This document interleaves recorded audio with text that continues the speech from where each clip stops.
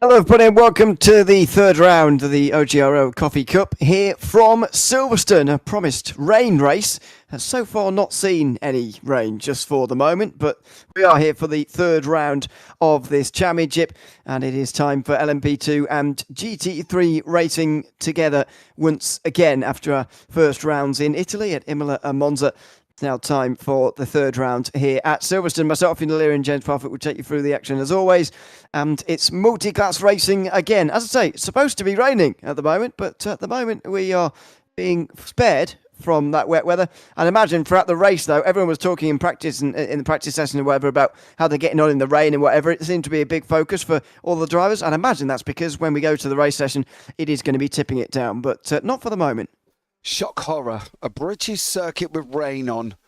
Oh, there's a surprise as well. Well, it is Silverstone and it is round 3. It's going to be very, very interesting indeed. We are just running in still through qualifying. See, we've got about 3 minutes to go there. Silverstone, what do you think? I like it quite a lot, actually. I know you don't, but... do you know, you've thrown me under the bus and we've only been on air for about 3 minutes. Oh, so that's a little bit harsh. It's only throwing you under the bus if you think that's an unpopular opinion. No, I don't like it. You're right. I'm sorry. I don't. To be honest with you, because it's flat, it's boring, it's... No. No. I don't like it. Give me the national layout or anything like that and I'm happy with it. Give me this. No. I'll go... I don't like the international layout, by the way. You know, the one that uses this start-finish line and then turns right. Or goes straight on at turn 4, 5, whatever it is, turn 4. I really don't like that layout. But yeah, the national layout's pretty good as well at this circuit. I would go as far to say, actually, that this circuit is the best flat circuit in the world. There you go. No, Sebring's better. No. Oh, my God. Give me a break. No, Sebring has more character with the bumps. It's got more character with the way it's made up. So much better. That's me. That is scandalous. It's not scandalous. I know you hate Sebring, so that's why I put Sebring in it.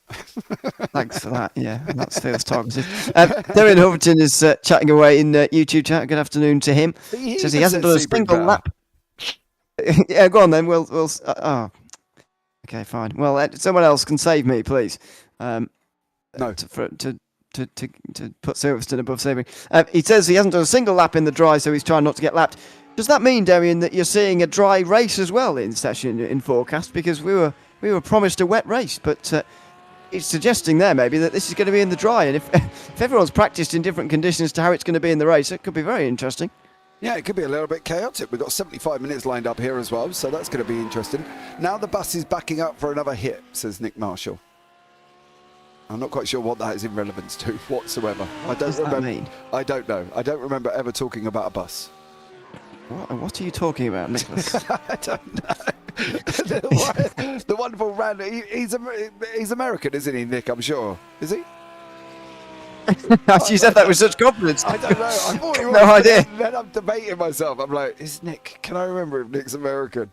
I don't know. Anyway, if it is, if you are Nick, then I'll forgive you because you've just waking up or something. That could be a problem. But look, I think this is going to be interesting. I'm a little bit worried about the short number of LMP2s, considering we've only got 5, which is surprising because I think more people would have taken it as well. I think the change up of this format, I don't know, it's not quite gone down well with the community. I'm not entirely sure whether or not this should have been done or whether they should have done a short GT3 season, or I'm not really sure why this isn't quite getting the love that the GT3 did. Yeah, because after all, you can do GT3 still, and the LMP2s have very little effect on the GT3 race, really.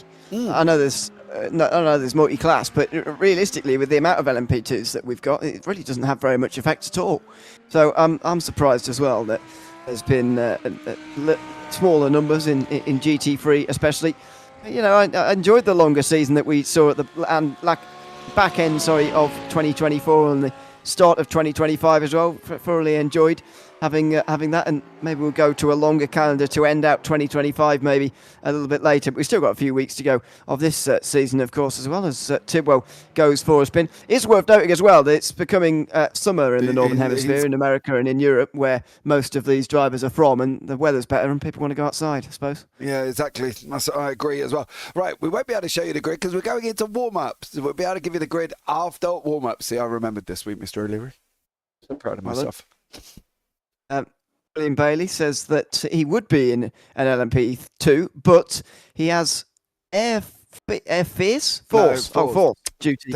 So, he corrected himself. I still read it exactly how it wasn't meant to be read. Anyway, Air Force duty this weekend. Well, hopefully we'll see you back next time out. We're not here next week, by the way, in 7 days' time. We're back the week after that in Spa, Road Atlanta and Mugello. So 3 on the bounce all the way to the end of the season. And we'll have a fun race at the end of June as well. That will bring us to the halfway point in 2025, if you can believe it. While we are getting to warm up, by the way, let's have a look at the scores and a bit of a chat about them, because we have had 2 rounds so far, so it is relevant. Alfie Nichols is leading the way alongside Hayden Young. These are not split between LMP2 and GT3, they're together. So Nichols and Young are tied on 67. JT Sawyer and Chris Sane are tied for 3rd on 61. They're a point ahead of David Van Roy and Richard Modric, who are tied on 60. Bradley Tidwell and Will Bailey are tied on 59. Another point behind, they're tied for 7th. Michael Champlin and Scott Carlson are on the next row, just another point behind. Jonathan Williams and Damon Hoverton are another point behind, tied for 11th. Then John Gardner, 1 point ahead of Cody Bont, G. Follinger. That rounds out the top 15. It is slightly strange to have the LMP2 and GT3 orders together, but it's easy to work out that Alfie Nichols and Hayden Young are at the top of their championships by some distance as well. And that's no surprise after the racing that we've seen so far, especially from Alfie Nichols out front in LMP2. Yeah, the reason they're mixed up is because apparently they can change cars all the way through the season. So they said they aren't doing points by classes because everyone can switch around. Me personally, I would be in the LMP2, giving that right old go. I do love the LMP2. Not that I'm very good in it, I've got to be honest. I just like driving it. I think, it sounds amazing. However, I haven't driven it since the new tyre models, so I'll be a little bit shocked by that. Probably. Yes. I mean, cold tyres are a real problem in the prototypes these days, but I don't know if you've driven a GTP either since the new tyre model, but I think even though it takes some getting used to, I think it is, something that it's all right, It's not terrible getting used to the new tyres in the prototypes these days, but it just takes some getting used to, some practice. I'm not saying you can't crash with the cold tyres, it's quite easy to do that, but it is manageable if you take your time. Yeah, I'm sure it is, and they've got to give it a couple of laps and stuff like that. So I think at the end of the day, it's going to be interesting to see, isn't it? We'll see how they get on here, and I'm looking forward to it. I think it should be a good race despite the track. I'm off it. You don't know how much I don't like this circuit. Did you prefer the old one? Is that making any difference? I think for me, I like the National, okay, because it's short, it's sharp, it's quite nippy, and it's a good circuit. The long National is good as well. I think that's great. International circuit, yeah, I can get round it, but I just feel that this is just too long and too flat, and it's got no real character to it. To be honest with you. No character? No, what character has it got on it? Only about 100,000 years of history or whatever. Yeah, but that's about it. But what I'm saying is, what character has it got? I mean, depends what you mean by that. I mean, I think about history and great races that you've seen in the past through here and whatever. But that's not on your radar, clearly. No. Clearly not today. Fine. I mean, it is for Sebring, but it's not for here. Fine, whatever. I'll. No, I'm I'll get past it. I like Sebring. Sebring's good. It's got lots of character to it. It's got walls and everything else involved. I like it. Rubbish. You would say that anyway. Regardless of that, you would say that. It's just Anyway, overrated. I don't think it's actually like rubbish on its own. I just think it's wildly overrated. It's my only problem with it. But anyway, I'm sure we'll continue that debate a little bit later on. But the practice session, or warm-up session rather, is coming to a close at the moment. And then we'll be able to show you the starting grid here in a few moments' time for this race. 75 minutes this season, of course. If you haven't been with us so far this season, slightly longer races for the LMP2 GT3 Coffee Cup version. See if Hollinger pulls into the pit lane now on the right-hand side and practice pit lane once or twice this time round. It's probably a good idea. It's a big stop down from the high speed here at this circuit, so it's a good thing to practice and around this circuit as you cut out that final chicane and that final corner as well. So the grid will be getting ready in a few moments' time, and they'll get lined up just before Stowe. Let's have a look at the starting grid here for these 14 drivers getting ready for the race. It's Alfie Nichols and David Van Rooij on the front row, not quite as close as they were at Imola, but 1 second apart this time. Damien Horton is next to Chris Lane and Scott Carlson, who didn't set times. Tim Probber is on the pole in GT3 ahead of Brian Dukowski and Brad Tidwell in third. Hayden Young, maybe surprisingly, down in fourth, but is in at least ahead of JT Sawyer. Then it is Heath Hollinger who makes it, by the way, 6 different manufacturers in the top 6 of GT3. Cody Bomp makes it 6 in top 7 because he's also in a Porsche on row 6 with Hollinger. And at the back, it's Basil and Williams who are lined up.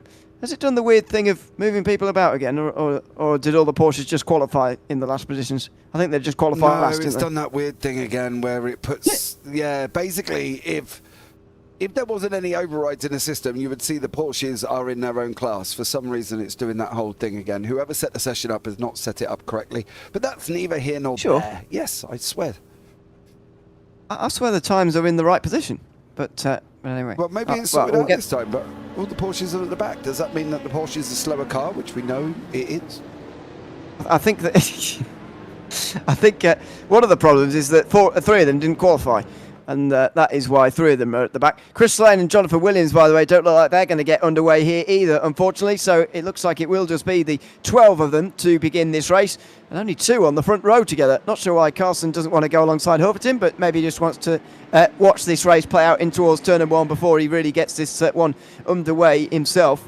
To get off to a slower start, but a cleaner start maybe in LMP2. As the 3rd round of the OGRL Coffee Cup it gets set to get underway. Nichols on the front again here on the inside line, in control of the field, and now underway out of the final corner. Van Rooij and Huffington will be absolutely side by side and towards turn 1, and Huffington, who said he hasn't done any practice in the dry weather, immediately moves up to 2nd place ahead of David Van Rooij. Probert, meanwhile, has got off to a very quick start compared to the others.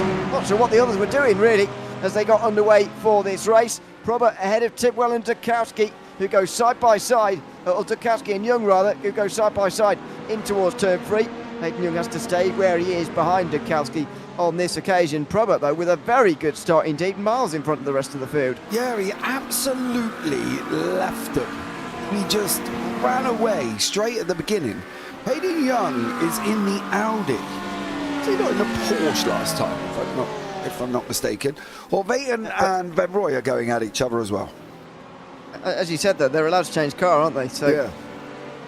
So that doesn't just include you're allowed to go from LMP2 to GT3 and do whatever. You're also allowed to change car in GT3. I must admit, I've not seen Hayden Young driving anything other than the Porsche before, so no, it's a bit of a new experience for me. This in the Audi this time round. He's the only Audi as well. Not a very well used car these days, but he's gone for it this time. So it's slightly puzzlingly, really. Well, that's basically because most of the Audi drivers have switched to the Acura, isn't it? And that's why. Porsches are Porsches, and people love Porsche, and they stay with Porsche, and it's their life. You know, and others that driven the Audi go to the Acura, and maybe for Hayden, he's just come back and thought, well, I'm going to give it a go and see what happens. I do love the Corvette of Dukowski. Cool, right, have it. It's a good...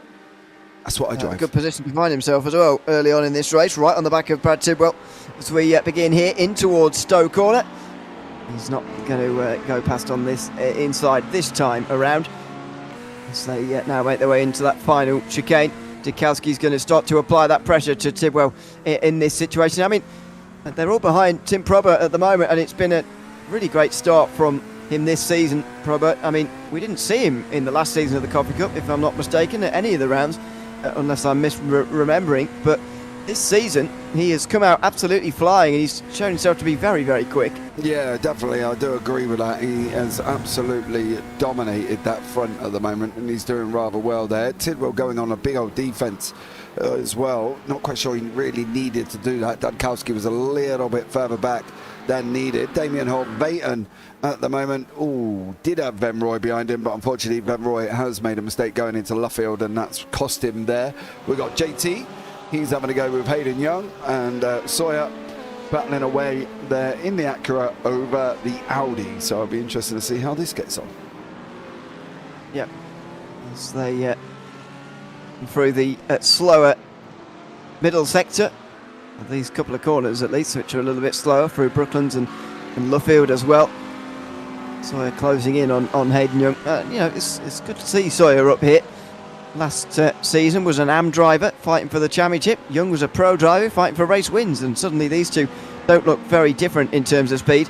That's been one of the good things about having the GT3 class all as one, I think, is that we've seen, I think I mentioned this before last time I was here at Imola a few weeks ago, it's very much given as battles between drivers. We haven't seen battle before, really, because the pros, pro-ams and AMs separated them in last season. Yeah, and for JT, he's come back doing really well, and I'm looking forward to seeing how he gets on, obviously swapping over to Darkwing Racing, which I think he did in the middle of last season, if I'm not mistaken. And obviously he's got the likes of people in and around him that are able to show him what to do and how to do it and things like that. So it's a great learning curve, and I think it could be good for JT here. Dudkowski, however, in that Corvette, now the Corvette is a great car, and I love driving the Corvette, but it does have to be a little bit more careful on the throttle. He's got to make sure that that back end doesn't want to come round and join up with the front. I'm not saying it's Porsche bad, because we know that is absolutely horrendous at times, but I'm just saying for Dudkowski, he does have to be a little bit more gentle on the throttle. Melanie Young's in YouTube chat. Come on, Hayden, the same as last week, please, she says. Yeah, looking for another good result, and just driving his way into this race, it seems. Didn't get pole or even the top three, but he's just riding his way into this one as Cody Bond and Heath Ollinger go side by side in the battle of the Porsches there, down towards the back end of the pack. This is down for 10th position overall, 6th place in class as Cody Bond gets through. Seems that the drivers in the Porsches, unfortunately, not quite as strong as maybe some of the other manufacturers. It's good to have them here at the back end of the field. Nevertheless, give us some more variety in terms of manufacturers here for this round. This time, Cody Pont has won out in that battle, but it's always a bit different when you're battling someone in exactly the same car as you, compared to what we're seeing in for second place between Tidwell, Dudkowski and Young, where they're all in different manufacturers. Yeah, the Porsches clearly haven't got the speed I would have thought to cope with this high-speed circuit. I don't mean high speed as in Talladega, I mean high speed as in there's a lot of times when you're on the throttle, but at the same time you've got to look, I'm trying to say this as tactfully as I possibly can, which I know some people will sit at home and go, wow, that's a miracle, but Bond, Ollinger, Basil were in the pros, the Pro-Ams and the AMs in the Porsche last season. It does make you wonder if you was to stick Young back in the Porsche, where he would have put that car, but I think for them they're doing what they can do within their ability. Yeah, it's certainly a different feel to this season, there's no doubt about that, and compared to when we had just GT3s all in one. New fastest lap for personal best for Jim Probert, and indeed a GT3 fastest lap for the McLaren driver out front, as Dudkowski goes almost exactly as quick as Brad Tidwell here while putting the pressure on. Here is the problem with Silverstone, which maybe is one of the reasons why you don't like it. Sometimes it is hard to overtake at this circuit. There's not too many chances in a GT3, and when the driver in front of you isn't making any mistakes, it's proving to be pretty difficult, as you can see here for Dudkowski. He gains a little bit of time here though. He's now just 2 tenths away from Tidwell out front. Down the straight, is there going to be any move into the left-hander? Looks like it. No, not this time round. He's just having a peek that time.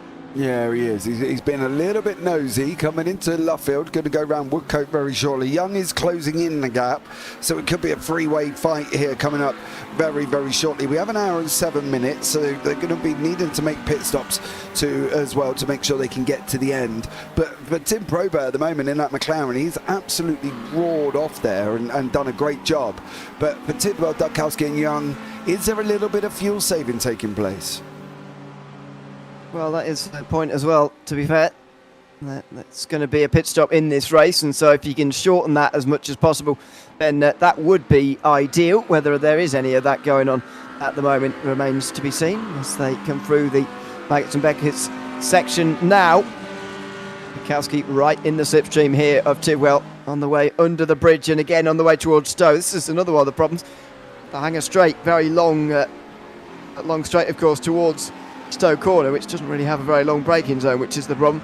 It's more down here at the chicane, which is where you need to be strong on the brakes and a bit closer than this. Dudkowski isn't on this occasion, and he still can't find his way past Tidwell, who did show a little bit of defence actually in towards the chicane that time, but Dudkowski couldn't get through, and he stays third with Young watching on behind to a tenth and a half. A new personal best from Dudkowski, but they're still absolutely matching each other in terms of lap times. Yeah, absolutely. They're still coming in round about the same at the moment. 2:02.54, 2:02.68. Young with a 2:02.35. So Young is the quickest of the three over that last lap. We'll keep an eye and see how they continue on here as they're going round the looping left-hander. Funny enough, the loop onto Aintree. Dudkowski's looking up the inside. He's going to make that job done. Tidwell's run him out a little bit wide, and unfortunately for Tidwell's opened the door up for Young as well. This is a big battle down in towards Stowe Corner. Look at Young down the inside in towards the double overtake maybe at Brooklands. He's going to get alongside at least here, Dudkowski. This is a good run from Hayden Young here to try and take 2 in 1. Tidwell's gone backwards, 2 in 1, but can Young take them both here? And is Dudkowski just going to replace the driver in front of him in this battle for second place? Still side by side as they go through Woodcote and in towards the Cops Corner in a couple of moments. Here he comes. Young round the outside. You don't see moves round there very often, and that's why you always run out of space, and Dudkowski makes his way through up into second place. Double lots of position for Tidwell, which allows Young to come through as well. Yeah, Young took an opportunity there. He saw what was going on with Tidwell out on the right-hand side coming onto Aintree. He saw that Dudkowski was trying to make the move on the inside. Dudkowski has gone through. Young then tried to take the opportunity moment of trying to pick off both at the same time, but unfortunately he just couldn't clear Dudkowski. It's going to be interesting now for Young as what pace has that Audi got? Has it got the pace to keep up with the Corvette? Has it got the pace to get away from the Tidwell-loving Lamborghini? Let's face it, Tidwell's been in this car for as long as I can remember. I don't think I've ever seen him drive anything else, if I'm not mistaken. So he's well endorsed with this car. So it'd be interesting to see what Young can do now. Or is Dudkowski in that Corvette just going to go and escape up the road? Looks like he might well go on up and escape here. There's a new personal best from Cody Bont there, by the way, as he catches up to JT Sawyer in the next few laps. It's very interesting that Dudkowski is now free. 6 seconds, though, behind Tim Probert. Are we going to see him try and catch up to that McLaren? Well, we're certainly going to see him try. Are we going to actually see him do it, though, is the real question, as Tidwell gets a better line there than Young coming out of the loop and on towards Aintree and on towards the Wellington straight now. The left-hander at the end of here, which is where Tidwell saw 2 of those places go in the last lap. This time he's not able to gain one of those back again, but ever since being overtaken he's looked pretty racy and looking like he wants to try and make these moves and indeed get those places back again in this early part of the race. Yeah, he's...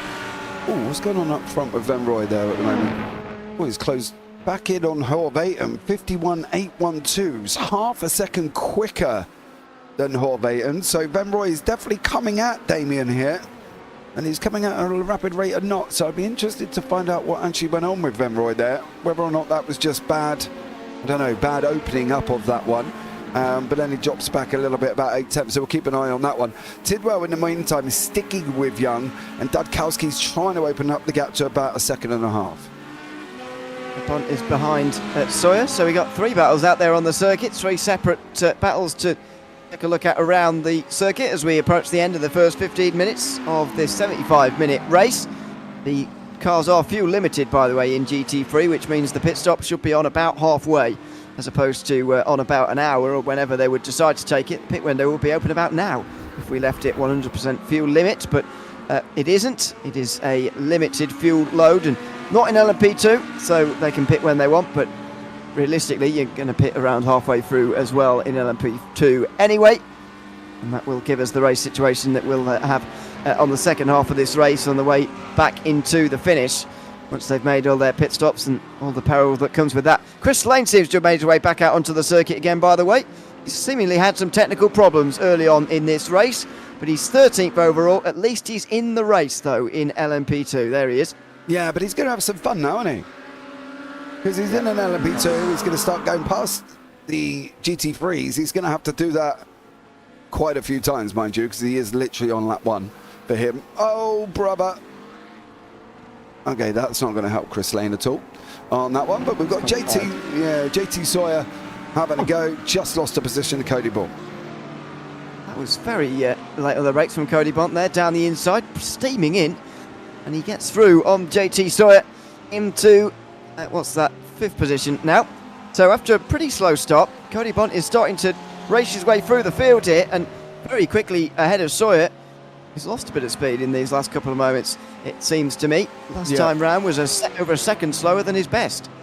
Yeah, he has dropped off quite a lot there. It does say, no, Basil and Slane, I think that was just basically where they've just, obviously Slane spun right in front of Basil there. Horvaten has got Ben Roy half a second back at the moment on their way around Luffield and Woodcote.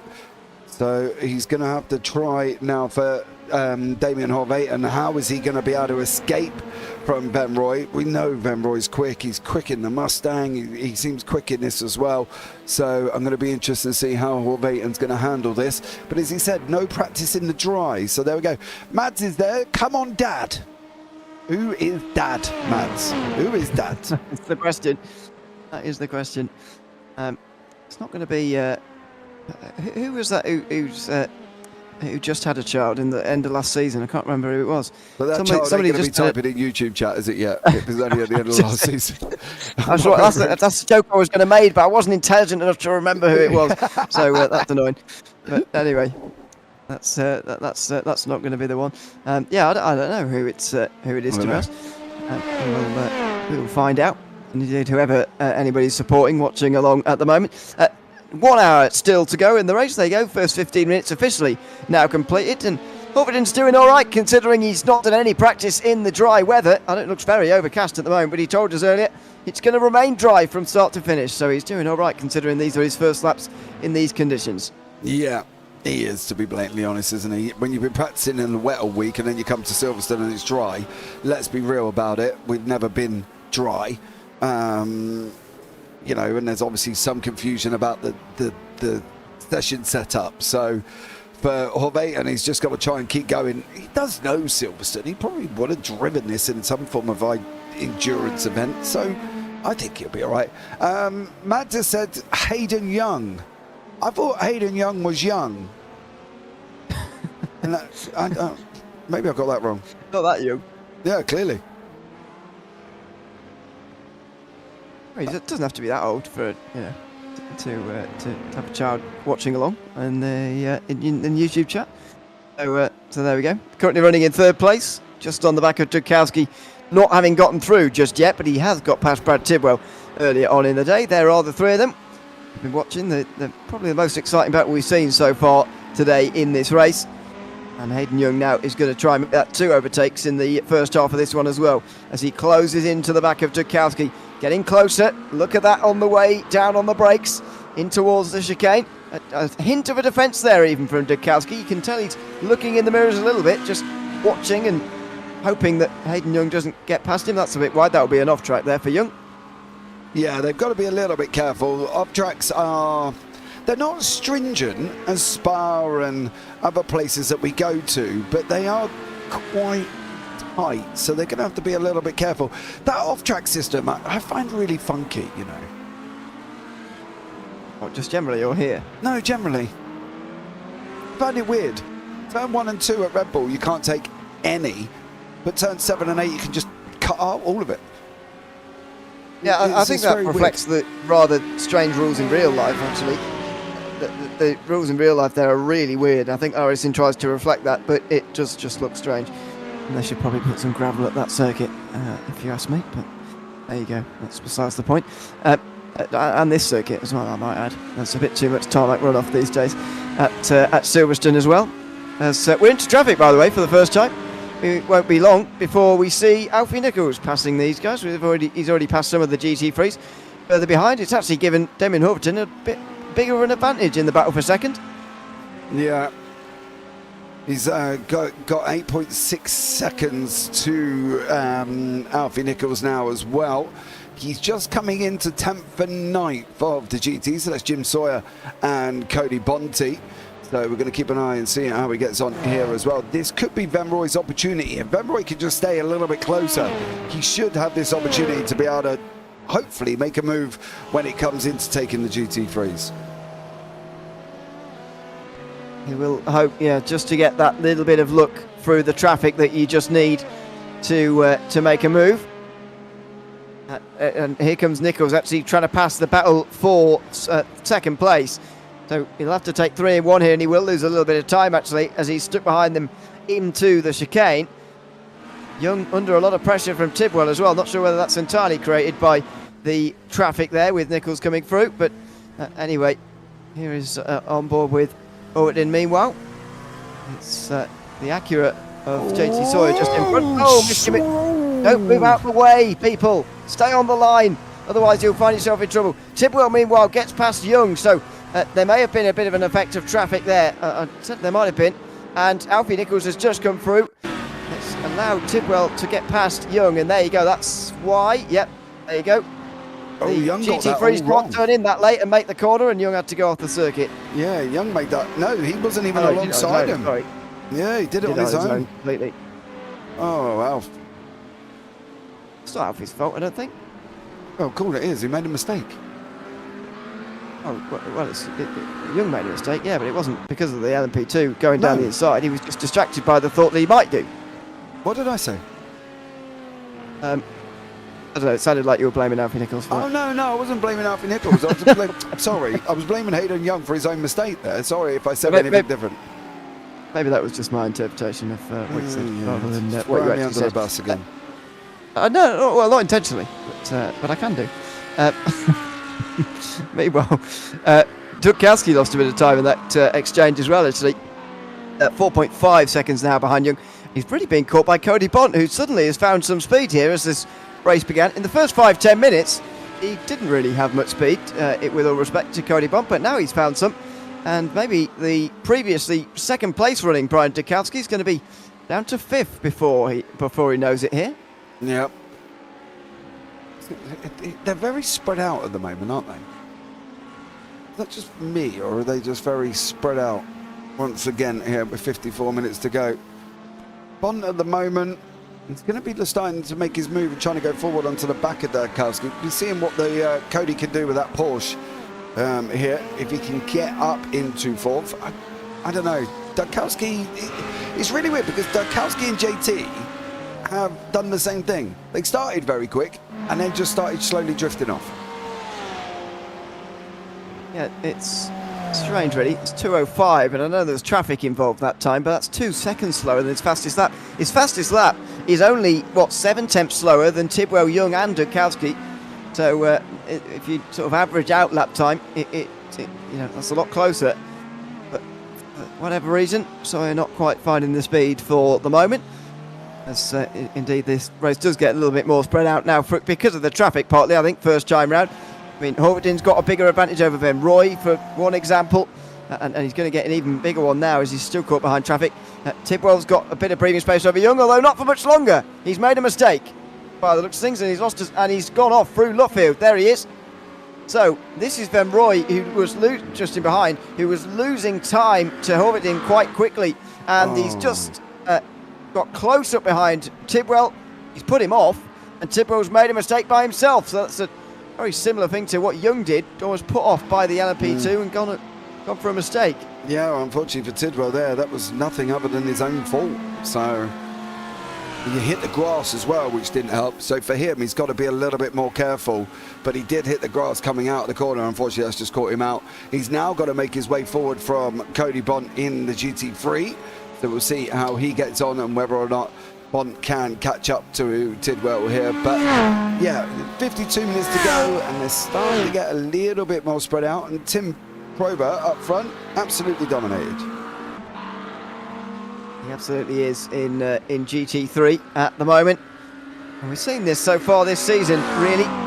Robert doing a very good job indeed, although it's Hayden Young, of course, who's got the best points haul of anyone in GT3. There's a bit of miscommunication again there. There's different lines being taken, and then on the brakes, the GT3s through these two corners are pretty much as good as the LMP2s because of their mechanical grip. And there you can see the difference. Probert able to hold off the LMP2 just through that section there, and now we'll finally let it through on the straight where it is a little bit quicker. But there's a good explanation, or a good example, sorry, of how these two cars are quick in different places.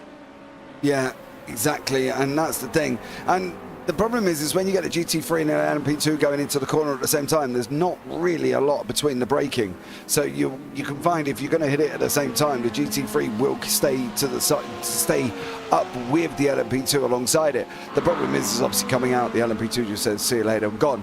But Cody Bont here has closed right into the back of Tidwell at the moment with 51 still on the clock on lap 13. And Tidwell and JT not having a great beginning sort of first quarter sector here. Yeah, so this is Cody Bont now really fancying his chances into the slipstream of this Lamborghini, and sometimes when you must make a mistake, you do just start to feel a little bit with a lack of confidence, really. That's what Tidwell seems to be struggling with at the moment as Cody Bont closes in behind in the slipstream. The problem, I think, is going to be a little bit here that the Porsche doesn't have too much straight line speed, and that could prevent him from having a real good opportunity of going through. However, he might be able to do it in the corners because after all he was able to get past JT Sawyer.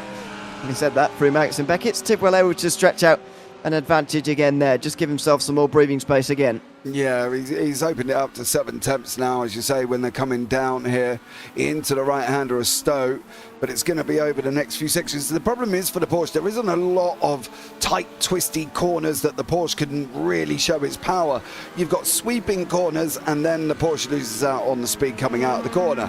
You know, we haven't really got, this is probably the tightest corners we have got coming into the club chicane. Other than that, there isn't really a lot of opportunities that the Porsche can show the Lamborghini what it has got in the corners.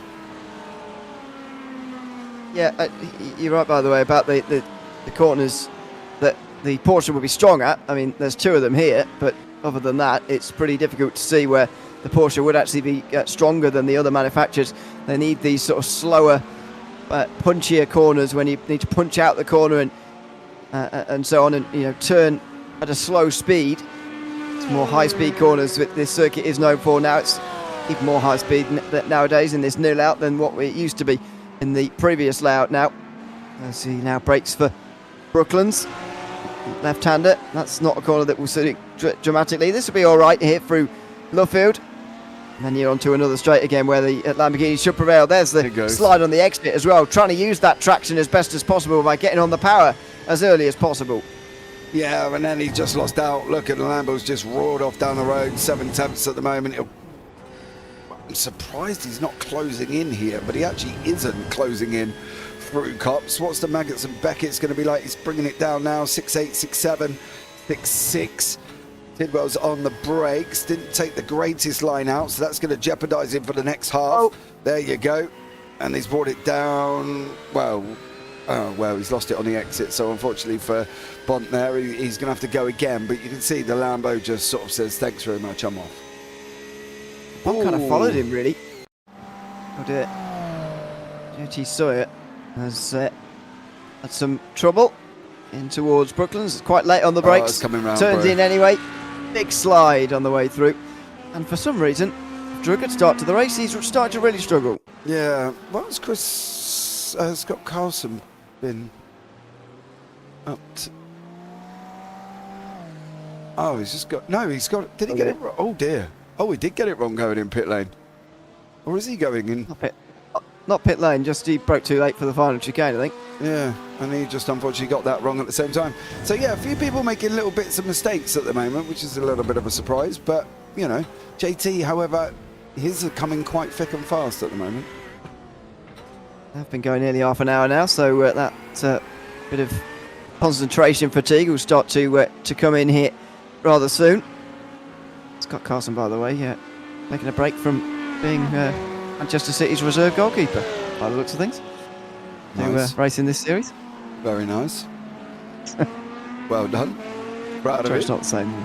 He's not American, first of all. Alfie Nichols, in the meantime, is into pit lane. Less than half an hour gone here, so this is quite early from Alfie Nichols. Maybe he's deciding for a two-stop strategy here today, but this is unusual to see. They normally can go a little bit longer. It's normally around about 40 minutes. They're all in. That's a big ask if they're going to try 46 here. We'll see how they get on.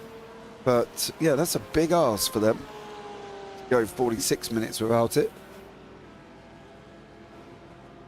But, yeah, as you say, they're going to manage it either. No. So maybe there is a fuel limit for LMP2 that's been enforced now, and it means they have to make a two-stop race. But I was here last at Imola, and it was only a fuel limit for the GT3s, which made it a one-stop race pretty easily for them. But if they've got a 65% fuel limit as well in LMP2, then they'd have to make two stops. They have.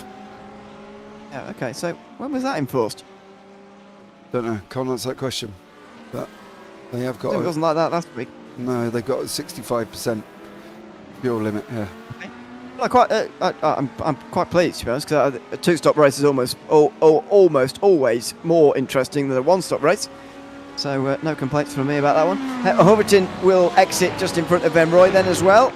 They'll be pretty much as they were really in LMP2 as they come back out again. This will be Venroy coming out right in the middle of this battle though. Watch out for him on cold tyres here, and whether Bont is going to have trouble with him now as they come through turn 3 and 4. Look at the struggles that he's going to have here. He didn't quite get ahead of Tidwell. There's Venroy as well. Hoverton going to be right in the way of Bont here as he tries to get on the traction. There you go. Just holding him up slightly now as that LMP2 tries to get up to speed. He'll use that straight line speed to get a bit further away, but then it'll be a struggle again in the corners. Yeah, he's going to have to try. It's got to stay. It's really hard because Horvath here could really give Bont a good platform to build on, right? He can go and upset Tidwell, which has been upset already, so he could go and upset him. That gives Bont the opportunity. But what Bont's got to be able to do now is stay with, I'm not saying stay with Horvath because that's a little bit different, they're in different classes, but he's got to make use of the fact that Tidwell obviously has just been overtaken by Horvath, who's off the circuit, and now for Bont he's got to go and close him, and he's closing at him in a rapid rate of knots here, half a second from Bont to Tidwell. So we're going to see how he gets on in through Maggots and Beckett's and whether or not he can make it work out the other side. He's just not quite got that line right through the last part of Maggots and Beckett's, I don't think, there. Just before Chapel. He needs that run onto the hanger straight, does Cody Bont. I'm not sure he's quite got that line perfectly down for the moment. As Venroy comes past, those tyres will be warming up now, and so won't be quite such in the way as what we saw earlier on in the day. And he will get past Tidwell as well, just as easily. Outside line on the way towards the chicane at the end of this section. And no, not quite. Still struggling here. Oh, and Tidwell tries to give him some space. This is awkward. Bont's going to try and follow through here. And good opportunistic driving from him here. And he cannot quite do it. Nearly alongside, but not quite this time round. Tidwell holds on, but he's under real pressure here. Yeah, he's going to have to try and fight now. That traffic in and around him. Venroy's come through and caused him a little bit of dramas, but Bont's going to put him under pressure. It'll be interesting to see how Cody deals with this. He's got to make use of the opportunity he's been given. What he doesn't want to do is start going in, slamming that Porsche's pedal down, slamming the accelerator down, because he will end up making mistakes, and he's just made one right in front of us where he's gone off a little bit wide. And there you go. And that will just relieve the pressure on Brad Tidwell now, who will continue to run in fourth place. Alfie Nichols has lost 10 seconds, by the way, on this lap. suddenly only 8 seconds in the lead, as opposed to the 17 seconds he was in the lead earlier on. And this is pretty high speed at Cobb's corner. Oh my word! Big spin for Nichols, and he revs it up. He spins up the rear tyres, and he just avoids the wall as a result. That was very good avoidance in terms of hitting the wall, but a big spin's cost him loads of time. Yeah, that'd be why Nichols has lost that amount of time here. Scott Carlson has also had some form of dramas in that LMP2. He's not been having a good time in that LMP2 at the moment. So, what has Carlson been? Here. Yeah, coming into club. Oh, he's going to do the same thing again, isn't he? Like a carbon copy. Only this time he spun round, and that was even worse. And that puts Carlson down to 4th. Well, he's still 4th, I should say, over a minute now off the lead.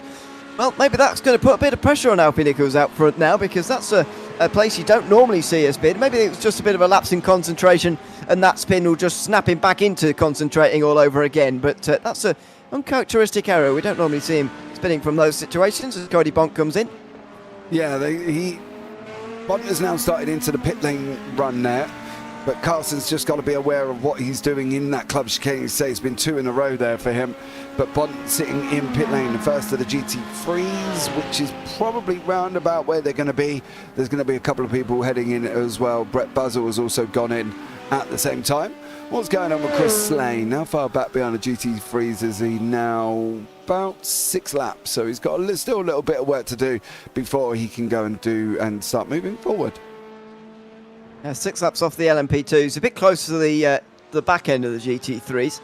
He'd go less than 3 laps down if he can pass Basil here while he's start on pit lane. But I don't think the LMP2s lap them enough for him to make any places overall either. So that's going to be Slane running around at the back. But as we said earlier, it's just going to have some fun out there, lapping some cars and running around here at Silverstone because it's a good circuit.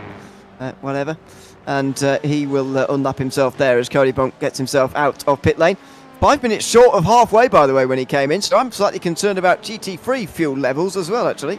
They might be all right. They might have to do a little bit of saving, maybe an odd lap or so, but I think they are going to be round about right to be able to get to the end here. They've only got 40 minutes, and it's all sort of died down now, really quite a lot. They're all sort of in and around. Tim Probert not yet been into pit lane, so if he can make that 40-minute mark, maybe 35 minutes, he should be good. Yeah, my only concern is that Bont and Basil actually couldn't go any further, and that's why they were coming in at this stage in the race. But the fact that Probert goes on one longer suggests to me that they probably could have carried on if they wanted to, but just decided to pit a little bit early. I think on a normal day, you're right, 42 minutes would be fine on fuel. There's 65% limit as they've got in this series in GT3, and so that shouldn't be too much of a strain for these drivers as Probert makes his way in towards turn 3 again. He's got an LMP2 behind him again now as well. This is Damien Hubbardin right in behind, and he's still doing a good job. 5 seconds in front of David Van Roy now. Damien Hubbardin, despite doing his first laps in the dry right now. Yeah, he's doing really well at the moment.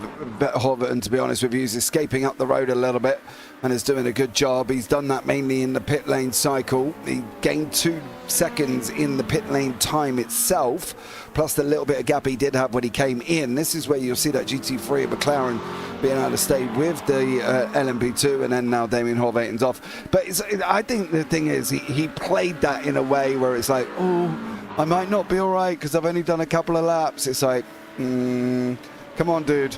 You've driven Silverstone, you've driven LMP2 in a dry. You aren't going to be slow regardless of how little practice you have. And he's showing that he isn't slow here today. No, he's certainly not. That is for sure. Oh, a little bit wide there. He'll get away with that, though. You can pull it back with the downforce that these LMP2s have a little bit more easily. I always find that the difficulty in GTP when I'm driving around here at Silverstone, and maybe it's not the same in LMP2, as to what downforce setting to go for, whether to go for medium or high downforce at this circuit, because you do have a lot of long straights to use the medium downforce, but also a lot of very high-speed corners where you need a lot of downforce as well. So it's always a bit of a difficult one, in my opinion, to decide whether you're going to go medium or high downforce, as opposed to, by the way, the previous version of this circuit, whenever that was last used. That is a no-brainer high downforce setup, in my opinion, but in GTP anyway. But in this layout with that extra Wellington straight these days, it's a much more high-speed, straight-line speed kind of circuit than it used to be. Yeah, and that's the thing. That's where it doesn't give the track to great racing.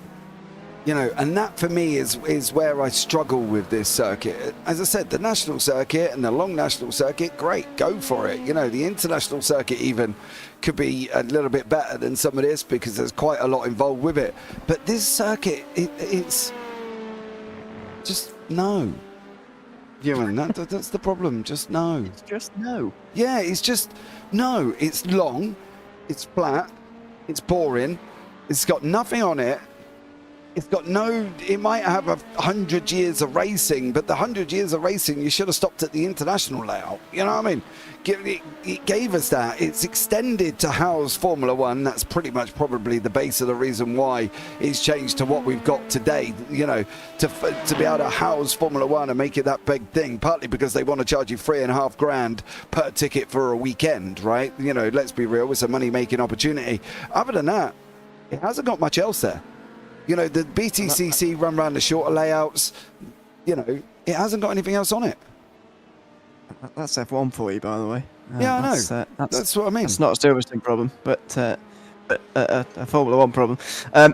Yeah, I mean, it was changed in many ways to just, you know, make that pit building a lot bigger and so on. I'll tell you what I would like, Iris, to start adding, by the way, is some historic versions of some of these more historic circuits, like Sebring. You know, we did a broadcast quite recently about on an old Sebring layout. That was quite fun, and I know I can't remember where it was. I've driven an old version of Silverstone from the 70s or so, when you know, but basically none of the chicaney bits were here. All of the sharper corners, so, you know, Brooklands, Luffield, obviously been there for a long time. Copsville been there forever. And, you know, Maggots and Beckett's is just one bend in the road, for example. Stowe, just one bend in the road. You know, back when it was a lot more simple. But, you know, that's the kind of thing I'd like to see in RSing at some point. I don't know how possible that is with their laser scanning philosophy, but, well, probably impossible. But they might have to just make it up. But there you go. There's something I'd like to see. Silverstone from the past, I think, might be a bit more enjoyable. I don't know. Yeah, no, I agree. You know, and that's the thing. It depends on how far you want to go back, though. You know, let's be real about it. How far do you actually want to go back to get a layout that you enjoy? You know, I'd love to see, for instance, if you went back to 52 and 74 period, where it was literally basically practically an oval with a few squigglies in it. I think that would be awesome. You know, but you've got to realise that there's as much as we love historic circuits, and some of them just wouldn't be attainable. They wouldn't go out of their way to do it. You know, you want anything like that, obviously other simulators like RF2 and stuff does.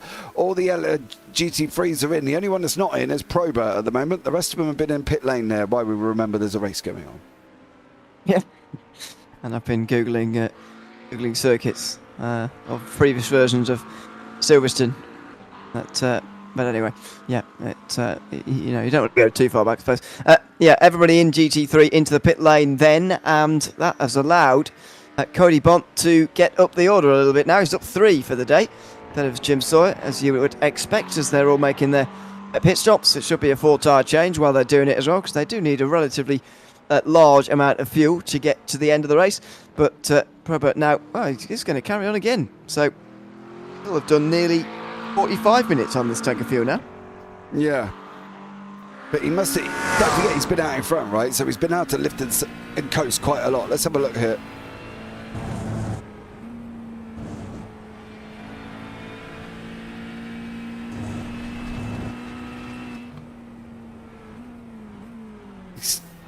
He's lifting quite early. No, it seems like I mean, his lap time suggests to me he's pushing on quite a lot, really. Yeah, I'm just surprised that he still managed to maintain the fuel. Yeah, I think he's the only McLaren after all, so it does maybe speak to that a little bit. Is there some difference there maybe with the manufacturer? Onto the brakes again. He's actually coming up behind one of the Porsches now. Brett Bazzo's been there for a long time, hasn't he? Over 11 minutes now. We saw Chris Lane unlapping himself. We commented on that at the time, but actually he's unlapped himself loads of times. He's passed him now because Bazzo's been in for ages. Yeah, but can't be the only reason why he did this, surely. And I think we've seen him down on pit lane without any damage. Oh, Oh, wow. okay. I mean, maybe. What did you break? What's that steering doing? It's all right. The curves don't seem to really do any damage in RSN anymore. No, but then he went in pit lane and just didn't seem to come out. So we haven't really missed anything. He's just not come back out again. Very strange. As Alfie Nichols now begins to put a lap on Scott Carson for the first time today. Doesn't quite know whether to do it before entry or after. Well, ended up doing it during. And he gets through with just over half an hour to go, and another pit stop about 15 minutes away. He's recovered quite well from that incident and that spin at Copse Corner. Could have easily let that get to him and start to see that gap come down to Damon Hordin, but he's got straight back on it again, and he's now leading by 15 seconds as Tim Probert comes into pit lane. Yeah, Probert breaks away there. He's going to basically, I think, still come out in front, if I'm not mistaken. I don't think Hayden Young's going to get anywhere near Probert. He's a long way back. He's not even in Maggots and Beckett's yet. So Probert's going to be able to come in here, make sure he can hit his points, of course, because we don't want him causing himself any drama. Up he goes. He can change tyres and probably come back out without much of a fear, while Young is now, where are we? Just on the exit of Maggots and Beckett's. Tim Probert can just sort of sit there and chill and come back out the other side. It should make it fairly easy for him. That's the evidence, by the way, that Basil didn't have any sort of crash. We've not missed anything. He's just having a very long stop. There goes Probert, though, out of the pit lane, and he's going to be a long way ahead of Hayden Young. Not a minute, that will readjust.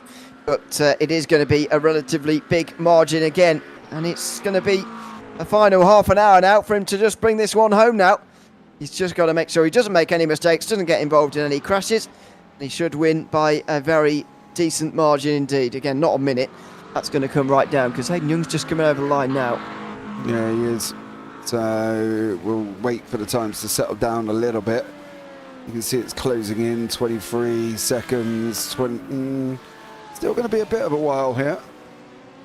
23 seconds back, so he's still got quite a while to get there. Yeah, that seems about right. It just wasn't going to be a minute. That's the only thing there. Young's managed to get 8 seconds over the rest as well in this pit stop phase. His pit stop wasn't shorter, really, than the others, only a second shorter than Dukowski, so there might be some other part to the story here as to why he's now got a 9-second lead. Yeah, I'm not sure. I don't see anybody standing out around the 1 minute 45 mark, which is where I would expect people to be if they got penalties. Because obviously a 40-second penalty, they're all around at 108, 109, 107, so I can't really answer why all of a sudden Young's extended that gap to the guys behind. But even extending that gap to the guys behind, he hasn't really closed it up to Probert in front. So, a little bit confused by that. Yeah, bizarre, really. Kind of bizarre. Tidwell not that far behind Dukowski, and maybe that's going to be the battle to keep an eye on over the course of this point in the race. But as you can see, not too many battles out there on the circuit anymore in the LMP2 or GT3 classes here at Silverstone. As I mentioned earlier on, we're not back next week with the OGRL Coffee Cup. We're off for 1 week before Spa the week after. Said the breaks for Mother's Day. I presume that's American, not in England, is it? Yes, Mother's Day's gone here. Yeah, I was going to say, I felt like it was about the other week. Yes. Turns out it was. It was. But why is it different in America? Who the hell decided that was a good idea? I don't know, but isn't a lot of their holidays, like Father's Day and stuff like that, different as well? Maybe. I mean, there's not too many other holidays that we have like that sort of can be whenever. Easter is when Easter is, and that's the same anyway. And same for Christmas. So I guess there's not too many. But anyway, and Halloween and Thanksgiving and all that. But anyway, that's going on next. Like Thanksgiving and all that baloney. There's a lot of things.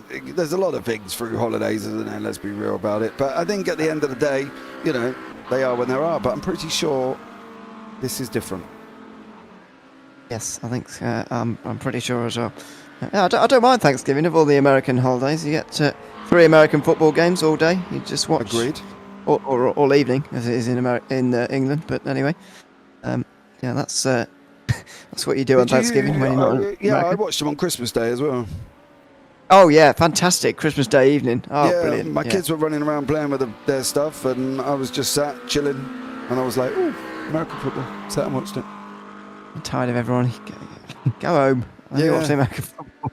Pretty much. I did explain to them that the American football was going on, so there we go. Dudkowski has closed up to Tidwell. Tidwell's managed to jump up into third place at the moment for Brad Tidwell, and I think this was the major point here that it was done. Oh, that LMP2 is not going to help. Only a few moments ago, Dudkowski might have been put off a little bit by that LMP2, letting it through down the inside, but he could have spotted the apex there a little bit sooner. Tidwell instead did, and he gets through on the outside line. Here he goes round the outside in towards the chicane, and through he goes into third place. So Dudkowski, for whatever reason, got in front of Tidwell quite nicely through the pit stop phase, but after this stop, he's not quite got up to speed as quickly. That time round he was wide because he actually was letting an LMP2 down on the inside. Yeah, he's going to have to now try and close his way back out. It's Chris Slane, I think, still coming through the field. He's not really gained any more positions as Chris at this moment in time. He's still towards the back end. Basil's still in pit lane, and we don't know why. Not a clue. He just drove in and never came back out. So, you know, not quite sure on that one. But for Tidwell at the moment, he's just got to basically try and keep this car in front of Dudkowski now. Nick Marshall, William Bailey, I am retired Air Force, he says. Oh, nice. Oh, hang on. He's answering William Bailey. So there's two Air Force people in the chat at the moment, retired and current. Fair play to them.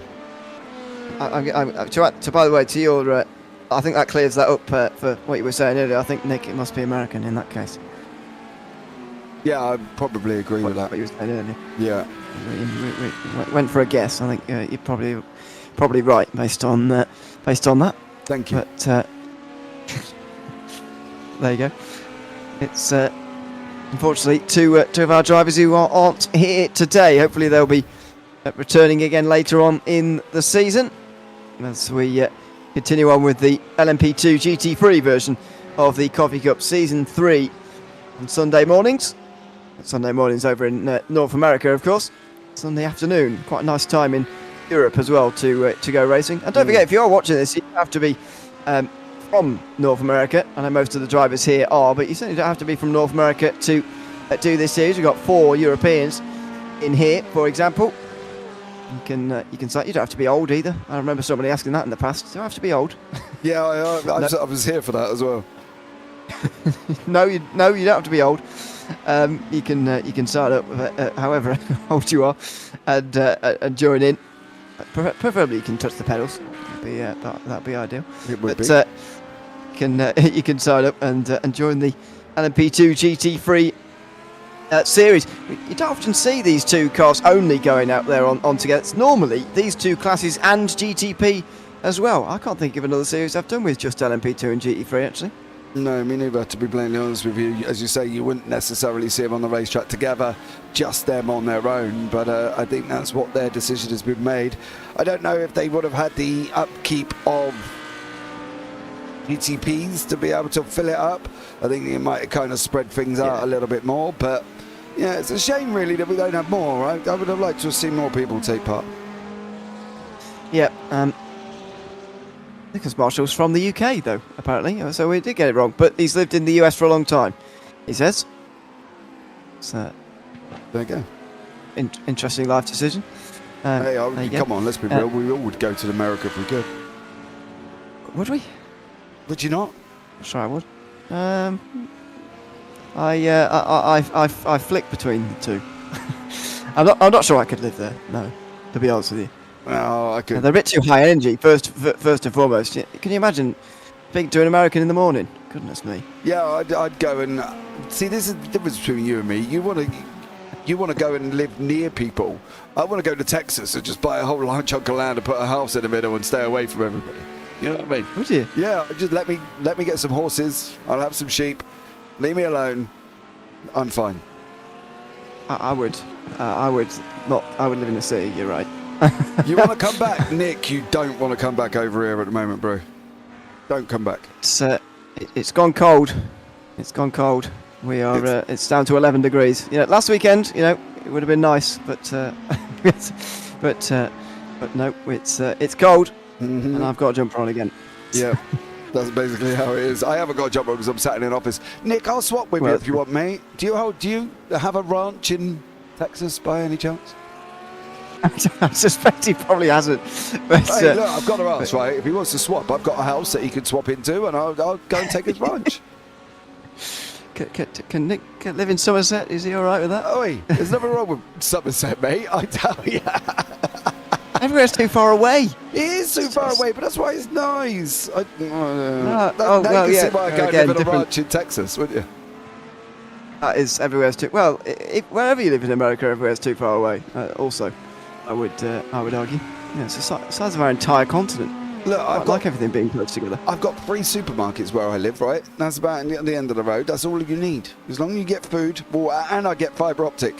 Full fibre, Nick. I can offer that to you at the same time. And now, you've just increased your stock value there. Yeah, I know. It took me ages to get it, but we got it finally. Oh dear. But yeah, Nick, if you let me know if you've got a ranch or anything, want to swap.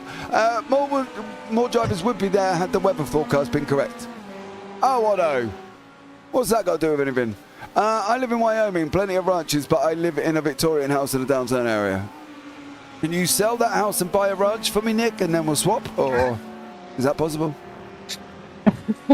Why do you want to live away from people so much? Because people do my nutting. Like, they do. There's just some people that you just... that. No, they just... Not you. I spent most of my life with you. Well, I know, exactly. No, I'm the only person you see, so exactly. What are you trying to say? No, because there are others that just, you just want to do your nutting. You're just like, leave me alone, please. Dear. Let me stay peaceful and just go around my business. I don't really need to care about anything. So, no, if Nick, if you want to do that and then we'll swap, I'm quite happy to give you my little Somerset 4-bedroom house, if that's big enough for you, as well. Do have an own man cave, so you can put what you like in it. Perhaps, he said. Perhaps. Oh, there we go. I'm on to a winner. Nick, DM me. We'll discuss it. I've just put Wyoming into a map, by the way. It looks like it's absolutely in the middle of nowhere. You could definitely live near nobody there. There you go. I am over the moon with that. And technically, I can still broadcast from there as well. Nick, do you have internet? Like, I've got to check that. Obviously, it's a big it's a big part of my life. It's not. They don't live in 1971. They've got internet. Hey, you don't know that. It might run by hamster. You know what I mean? Oh, yeah, that's true. God, Jesus Christ. I don't know what goes on in Wyoming. No, I don't know. That's true. I haven't heard a lot about it, to be plain honest. Probably not a lot by the sounds of it. No, there you go. Also, I've just met. It's got Yellowstone Park in it. Is that the one with the volcano that could kill us all? Yeah, and that's also, isn't that the one that was on TV? That Yellowstone program. See, I'd go and do that. Give me some horses. Mate, I would make a great cowboy. I'd be like, yeehaw! Perfect for people who want to be away from other people. Sorted. Nick, where do I sign? Let's go. My family's on his way, Nick. Can you put us all up? Or you come and run this, Nick, and do commentary and run JBB, and I'll go and do whatever you do. How about that? Could you do a job swap like that? Could you be in the Air Force? He's retired. I don't have to be. Well, I don't know. I don't know what a retired Air Force is required of you, to be honest. Not a lot by the sounds of it. You're retired. You just take a pension and sit on your bum. I would have thought you'd take a reserve thing, would you? Would you be on a reserve list? I don't even like flying, so that's going to be interesting, isn't it? Yeah, with me, that's a big problem. Oh dear. But anyway, Nick, hit me up. Yeah, I'll catch a boat over to you because I really do not like flying. Really? Oh, mate. It days, weeks, that will. Yeah, but do you know why I don't like flying? Because if I drop to the air, right, drop out the air, I can just kiss my bum goodbye, right? If I'm on a boat and I sink, I can swim. I'm fine. No, but you'd be in the middle of the sea, and that's the scariest thing in the world. Mate, I'll just chuck on a life ring. I'd keep a little blow-up life ring in my pocket. You know, one of the ones that you can extend, like a little inflatable. And I'll just sit in that and bob around. I can survive on a boat. I can't survive if an aeroplane comes down at 35,000 feet, mate. No, I just don't like it. But it's very safe. But yeah, It's I know the it doesn't safest feel form of safe. travel. With the, the most It dangerous is. part's getting to the airport. I understand that. Alfie Nichols is in pit lane again. Sorry, we've gone off on a right tangent here. Partly because there wasn't a lot actually going on in the racing at the moment. They're all just driving around, clocking off laps. But that second pit stop is coming for the LMP2s, and that's starting to happen now as well. So the LMP2s have started to have their second pit stop. Yeah, but it is. You're right. It is the safest form of travel, and I get that. I just don't like flying. Yeah, I think you're even more likely to win the lottery, actually. Yeah, probably. I You know. think that's correct. Maybe that's misinformation. No, Anyway, I think, to be honest with you, I flew to Spain. I had to take Calming tablets. I was like, ooh, don't put me on there. It's only an hour and a half. Yeah, America's well, it was, long way away. it was 2.5 hours, actually. I had to point out to you. Was it? Yeah, I had to spend 2.5 hours. Mate, 2.5 hours on blinking Ryanair. Trust me, you don't want to spend any longer than that if you can help it. As well, with your knees squashed up and being 6 foot. I don't think Ryanair fly to America from the UK, though. I know, I'd have to go business class though, because I'd need the leg room. And I actually did see, I think it was Air Singapore or something it was, and they got cabins. You can just go and put your family in a cabin, shut the door, and you can lay there, watch TV, eat dinner and all sorts. I'm quite happy with that. Trust me, I can just sit there. How many £1 million do you have to spend for that? I don't know, I'd just be asleep, I wouldn't care. And it was like, I'd just take me tablets and see you later. Good night, Vienna, wake me up when we get there. I hate flying, drives me bonkers. Okay, there we go. Meanwhile, The racing's going on. Funny that. the racing is still going on. Just over 15 minutes to go here at Silverstone. Scott Carlson's just making his way out as well. Quite interesting, the LMP2s have all decided to run the tanks dry both times, actually, rather than do anything fancy with the pit strategy. They've just decided to keep it simple, and all four of them have gone on the same lap. It's given Alfie Nichols now a 25-second lead. It's exactly the same lead as Tim Probert has got, which is nice. Hayden Young just a little bit behind, then Tidwell, and then Dukowski, excuse me. I'm not sure Dukowski is going to have the speed or indeed the ability to pass Tidwell here in the last few laps of this race, indeed the time remaining as well, based on what we've seen so far. But I think that is the best chance we've got remaining for an overtake. Yep. He's about 1.7 seconds back at the moment. There's really not a lot going on, I've got to be honest. They're just puddling around after their pit stop. So I wonder how much fuel savings coming in from the GT3s. Let's jump on board with old Dudkowski and see if he's doing any fuel saving at the moment. I'll have a listen here and we'll see whether or not he's lifted and coasting anywhere to see.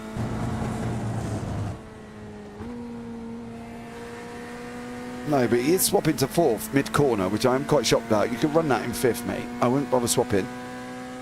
Just trying to get those turned in.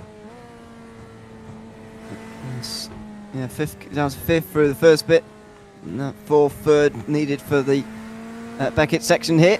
1.8 seconds. It's an agonising gap, this, isn't it? He can see Tidwell just in front of him here, but he can't get anywhere close enough to make a move from back here. He's got to be way closer to even get the slipstream than this. Yeah, I don't think he's fuel saving particularly. He just made an early stop and knew he could make it home from that point. He'll hope that this race is not one lap longer than he's expecting, but he should be fine to make it to the end. Yeah, I'm sure he should be. So we'll keep an eye and see how the GT3s get on here. They all pitted round about lap. Well, Bont had to come in. Okay. And that's throwing a spanner in our theory, but he was 3 laps earlier than anybody else and 5 laps earlier than Probert. So, yeah. Probert's not stopping again. He made it halfway the first time, so there'd be no reason for him to stop again unless he's showing off. And so Cody Bont comes into pit lane maybe for a little bit more fuel in that case. It's not a drive-through. Why is it you lot are hearing Ewan and I'm not hearing a single thing? What do you mean? Well, this is quite an interesting scenario all of a sudden. I can't hear Ewan, but you lot can hear him. And I can't hear a single thing he's saying. So there we go. Hello? You carry on, Ewan. I'm just going to sort this out in the background. Okay. That's one of the weirdest things I've ever seen. Okay. Well, I'll carry on and chat away to myself. Well, James sorts that out. Cody Bont now comes into pit lane to make his stop. He's stopped for quite a long time as well now, so he's going to drop down the field by the looks of things. Well, it's It's going to be an unscheduled stop by the looks of things. This is not in the plan for Cody Bump by the looks of things. Heath Ollinger goes through as well. Tim Brabo will continue on in the lead of the race, and he won't need to stop again. We saw him go halfway the first time round. We're certainly going to see him do it again in the next time round as well. Hoping James can hear me now. No? Seemingly not. It's very unusual indeed. Because you could hear James on the stream as well the last couple of moments. Hopefully we don't have to end up listening to each other on the stream to hear each other. But anyway, at the moment we'll try and get that sorted out as we continue on in the final 12 minutes of this race, round 3 of the OGRL Coffee Cup. Well, so as I say, we'll bring us to the halfway point in this season. We're off next week, back the week after from Spa, then Road Atlanta and Mugello to round out the season. 2 pretty tight tracks to end the season, got to say. And then we'll be with the fun race on the 29th of June to bring us to the halfway point in 2025. I wonder if James can hear me now. I can hear you. Can you hear me? Oh, yes, I can, yeah. For some reason, Windows muted my output, so I couldn't hear nothing. Very bizarre. I've seen that happen before. Well, I've never touched it. I'm not touching anything, to be blatantly honest with you, so I'm surprised. So what we've got going on, we've got 11 minutes to go here, and who's likely to be doing what? We've got a couple of pit stops for Bont. Slane's been in a couple of times as expected. Do we think the likes of Young, Tidwell, they've all got a pit again? Well, I don't know really. I was just saying, not that you would have heard, I was just saying that Cody Bump, I think, made an unscheduled stop there because it was over a minute. I think something else was at play there, 1 minute 16 for him. So, yeah, I think Cody Bump is made an unscheduled pit stop that time around, and I think all the others are going to make it fine. I mean, Silverstone's not the biggest fuel thirsty circuit. It's not the lowest either, but it's not like a Monza or a Le Mans, for example. So I think these drivers will be absolutely fine. They just made tactical earlier stops in the first run, I think. Yeah, I think so. But we'll see how they get on. The next one to really be under pressure would be, who put it on lap 18, would be Brian Dadkowski. He put it 2 laps later than Cody Bont. So if I thought it was going down pit lane then. So effectively, Bont pitted on lap 29, 30, 31. Yeah, he should be fine, I think. I don't think they're going to need to go again. No, I wouldn't have thought so. 65% of fuel, even if you can only do just about an hour in these cars, 65% of fuel would be 40 minutes. And then another 40 minutes give you an hour 20. We've only got an hour 15 in the race. So unless you put it this way, if we were doing a normal endurance race in GT3s and we saw teams and drivers coming in after 50 to 55 minutes, we'd say, why are they pitting so early? Why is the fuel burn so high? Yeah, I think it'd be very unusual. We'd be very surprised if they have to make a second stop, because we'd be equally surprised in a longer race if they were doing less than an hour stints. You don't really see that in GT3. No, they normally only end up pitting once anyway, regardless of this. Dadkowski can see Tidwell now. Is this going to inspire him on? Is this going to urge him on to make him be quicker? Because they do have that thing where, you see a car and next thing you know, you start pulling pace from somewhere you didn't pull it from before. 1.4 seconds. Tidwell is seeing that gap come down a little bit. Brian Dadkowski is closing in to that 3rd position in the GT3 class. But as I said earlier, just think he's going to run out of time. 9 minutes to go, and the leader, Alfie Nichols, is just making his way around Luffield now. We've been doing 1 minute 50s so far in the race, so I think we're going to have 4 laps to go when he gets to the line, and therefore 4 laps to go for these two as well.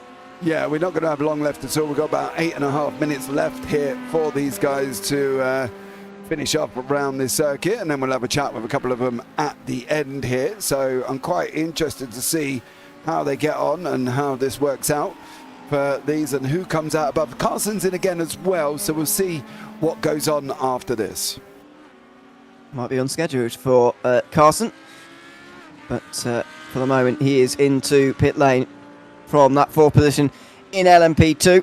Just over 8 minutes to go. Maybe it will be more than 4 laps to go actually here for Alfie Nichols, as he is quite close to the end of another lap now. there might be some more laps still remaining, and if one of these drivers has just not quite fueled correctly and done maybe one lap shorter than what they should have done, then, well, they could be in a bit of trouble and needing to make a splash and dash. There goes Tukowski. He brakes too late for turn 4, or turn 3 rather, and that will be the end of that in terms of the battle for third place. He's rejoined pretty terribly over the turn 4 curbs there. He goes wide, and the LMP2 will go through. Brian Tukowski drops to more than 5 seconds further behind. Brad Tidwell moves into that podium place, or stays in that podium place, and he will be, well, comfortable now, let's say, with 6 seconds over Brian Tukowski. He maybe got distracted by the LMP2 in behind, but he just broke far too late there for Village. And Brian Tukowski ends up losing all of that time. They're working so hard to try and bring the margin down at so many points across the last few moments. He has gone deep into turn 3, and that will be the end of that battle for third place. Yeah, we're going to have a look back at that one. And we've also got a few others off track. Tukowski, JT has also been off, unfortunately for him. How bad of a damage was this, and was that LMP2 involved? I hope not. Is he going to get hit? Ooh. Oh, close. That was close. Yeah. Cody Bonds jumped straight back to pit lane. Okay, well, we'll see what happened there after this for Brian Tukowski. I said maybe he was distracted by the LMP2. I don't think he was, actually. He just totally missed his braking point there. Totally. Yeah, completely miles away. Absolutely a miles away. Cody Bond, I'm not sure. There's no real reason apart from... Oh. Oh, hello. Hello. Ow. Oh, is that intentional, or is he lost steering here? Looks like he's had enough. I don't know. Bit weird. Not sure, but might have been intentional there. Might have just said that is enough for me here this afternoon. And he has ended his day. Tim Probert, has he been off here, the leader? Yeah, he says he's crashed. Now, whether or not... Oh, he has. Wow. Drew Brooklands. Yeah. He's gone for a spin. So that's something you don't see very often. Tim Probert going for a spin.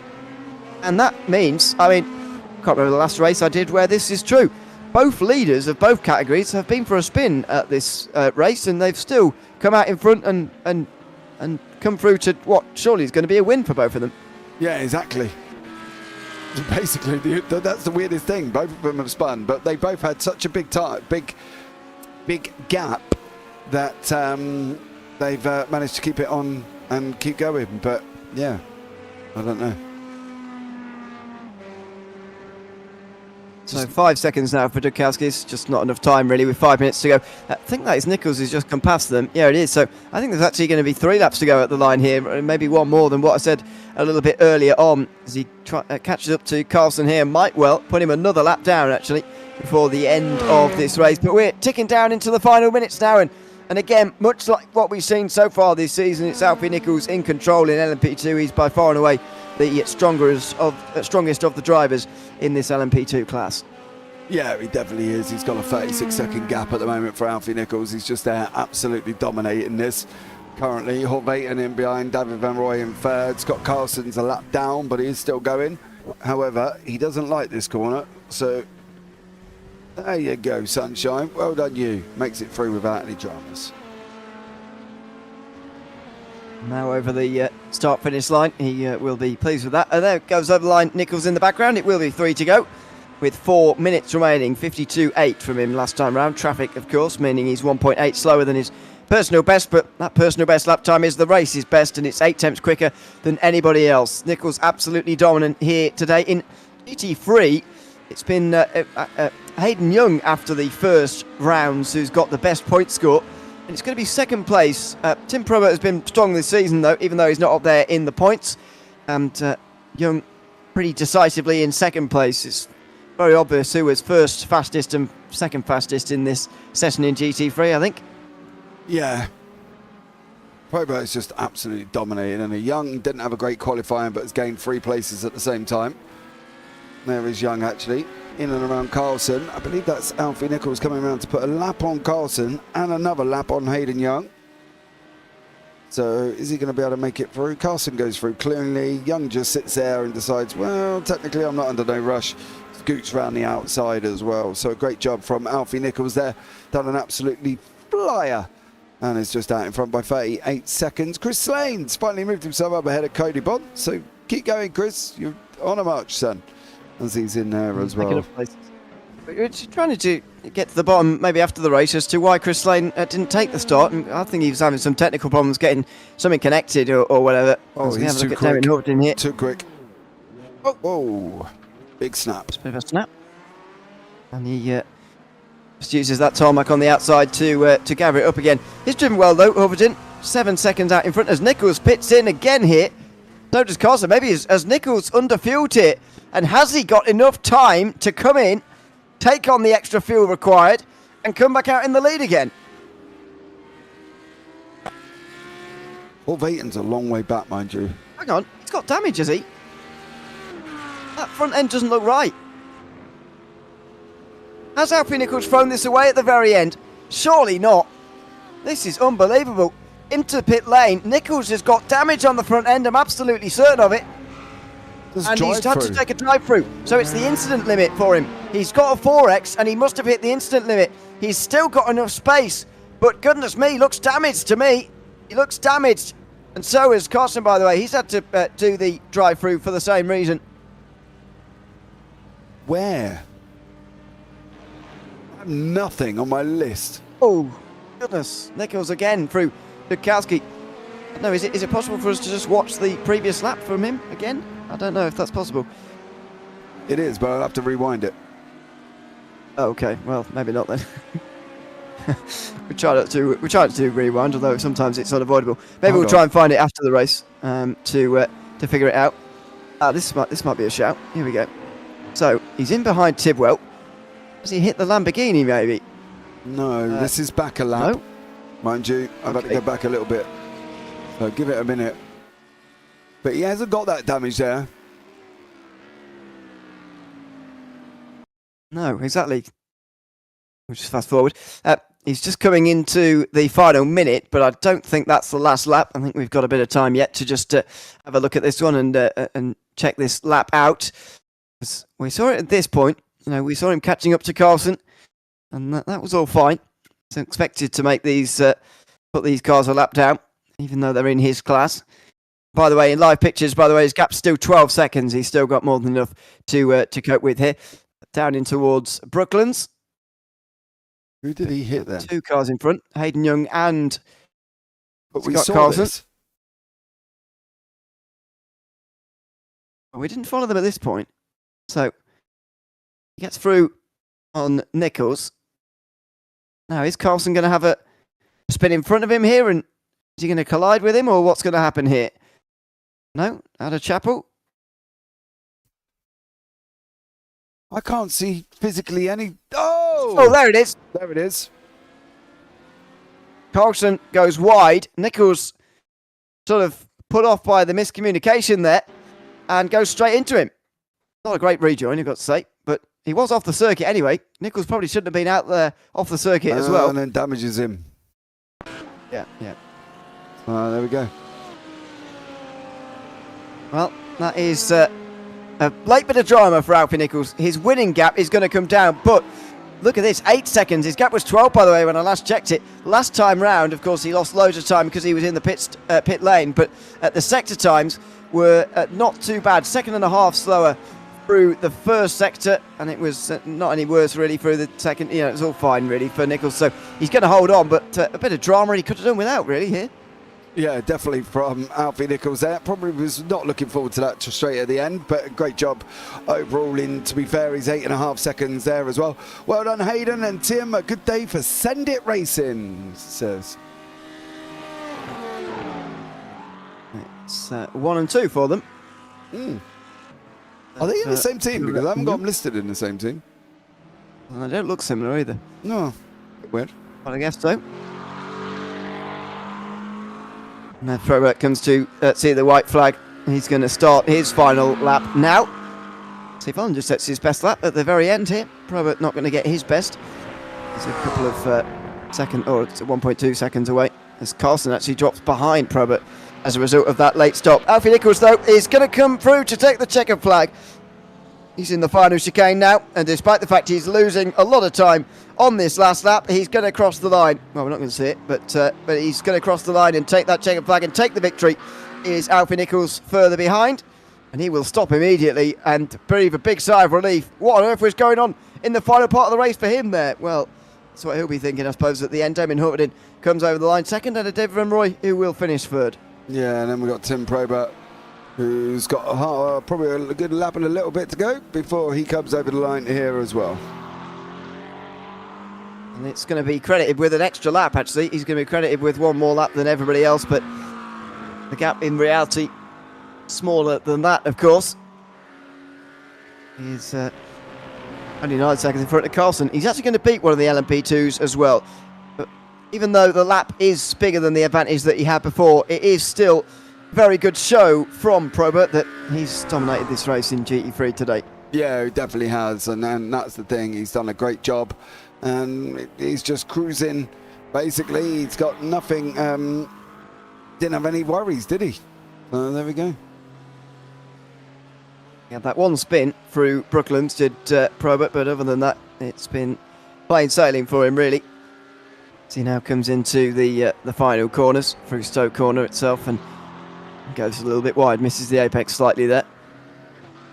Further up in front, Heath Hollinger was catching Sawyer towards the end, actually, but those two will stay 5 seconds apart. Here, Tim Probert is going to take the victory in the GT3 class. The last of the GT3s to cross the line, but he's first place in the standings. It's victory for Tim Probert by over a lap in the end in the GT3 class of the OGRL Coffee Cup, just in front of Carlson, who drops behind even in the overall standings towards the end there. Well, let's have a look at the race results at the end of 75 minutes of racing in round 3 of the OGRL Coffee Cup. And it will show that Alfie Nichols has taken the victory ahead of Damien Huffington. 8 seconds between the two, with David Van Roy the only other driver on the lead lap. Tim Probert won in GT3, and Scott Carson, who was 5th overall. Second in GT3 was Hayden Young ahead of Brad Tidwell. Brian Tukowski and Jim Sawyer were in the top 5. Heath Hollinger was inside the top 10. Chris Lane dropped a few laps, as we know from the start. Cody Pont retired quite late on. Brett Basil retired about halfway through. Jonathan Williams didn't take the start here today. Let's have a chat to Damien Huffington while we're waiting for Alfie Nichols, who I'm presuming is going to join us at some point. Damien, welcome in. Good to have you with us. Second place for you here today. Tell us how it was on this circuit with the conditions that were a bit different to what was forecasted. So, well, another P2, I guess, Mr. Consistency. No, forecast was wet. So yesterday and today I just practiced in the wet. Showed up here, 0% chance of rain. Okay, did 5 laps in practice, 3 laps in qualifying, and my first thought was like, okay, yeah, I'll just do a couple laps and park it for the points. Doesn't matter, you know. Then I took P2 into turn 1, almost took P1 into turn 3, and I was like, okay, yeah, I could cook with this. And then I just spent the next hour trying to get into the 51s.